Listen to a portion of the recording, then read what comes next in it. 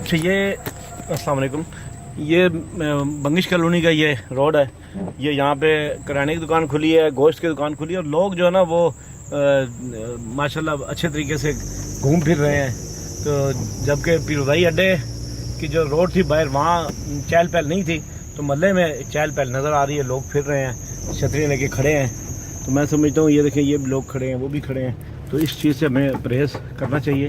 तो फ्रूट की रेडियों पे लोग इकट्ठे खड़े हैं, हालांकि 6 फुट रोड जो है फासला रखने की हदायत की गई है, ये लोग मज़े से घूम रहे हैं। तो ये लोगों को अवेयरनेस होनी चाहिए कि इस बीमारी से बचने के लिए हमें क्या करना है।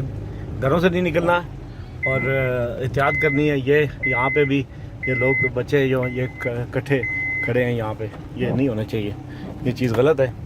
इस पे सख्ती से अमल दरामद करना चाहिए। तो तमाम अहले मोहल्ला से गुजारिश है कि अपना ख्याल करें, अपने आप को घरों में महसूर कर लें। शुक्रिया।